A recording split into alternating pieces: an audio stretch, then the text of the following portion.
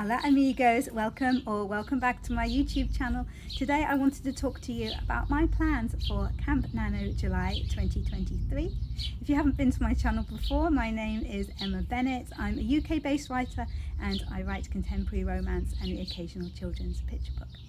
So this is going to be my first July camp. So far I've done NaNoWriMo last November and I did Camp NaNo in April.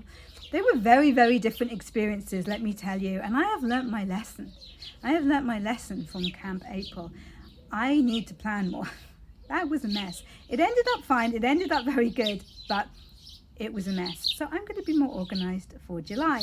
So I'm going to be spending June preparing for Camp NaNo, and I have got a lot of preparation to do because I have decided that I am going to write my first Regency romance.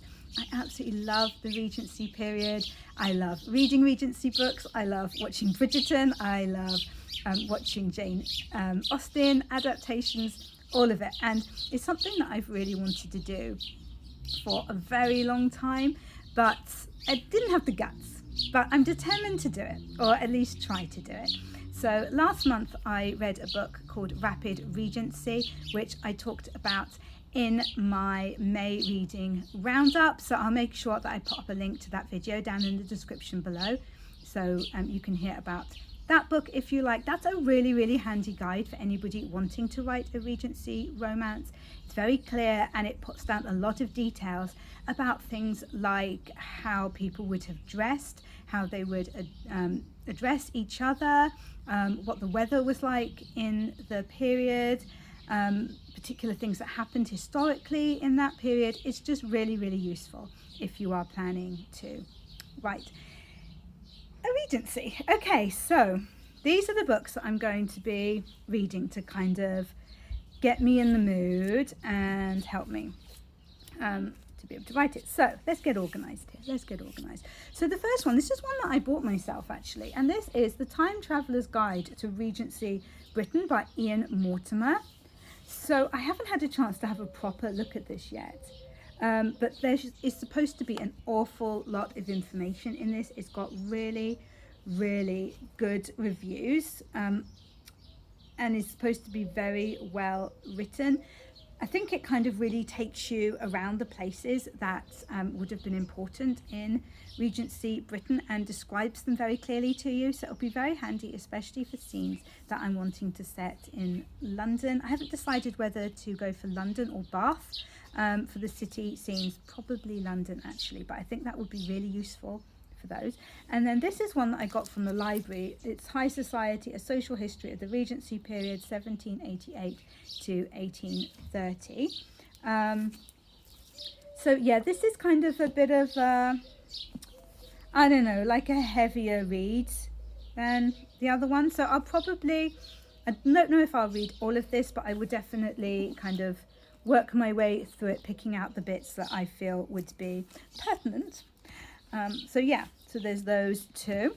And then I'm also going to be watching some Jane Austen adaptations. One of my boys has said that he'll watch a couple of those with me, and finishing Bridgerton because I'm like about halfway through season 2. So I've got the rest of season 2 and then I've got Queen Charlotte, and I can count that as work. How great is my job? Seriously, how great. Okay, so then I picked up some Regency romances as well to, you know, get fully absorbed. So this is The Convenient Marriage by Georgette Heyer. I think this is like an incredibly famous Regency romance, and I don't think maybe I've read one or two Georgette Heyers when I was a teenager, but I certainly haven't like any time recently, so looking forward to that. Then Louise Allen's His Convenient Duchess. Isn't she fabulous? Imagine looking like that. Imagine being all haughty like that. That would be amazing. How Not to Chaperone a Lady. This is by Virginia Heath. I love Virginia Heath's writing. I read one of hers like a couple of months ago and talked about it.